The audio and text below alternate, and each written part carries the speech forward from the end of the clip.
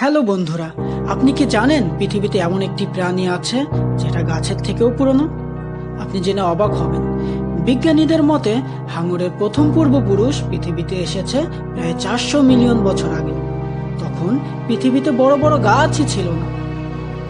পরবর্তীতে প্রায় 350 মিলিয়ন বছর আগে পৃথিবীতে প্রথম বড় গাছের বন তৈরি হতে শুরু করে। অর্থাৎ গাছ আসার অনেক আগেই সমুদ্রে হাঙর সাঁতার কাটছিল। এমনকি হাঙর ডাইনোসরের আগে পৃথিবীতে এসেছে। ডাইনোসর এসেছে প্রায় 230 মিলিয়ন বছর আগে।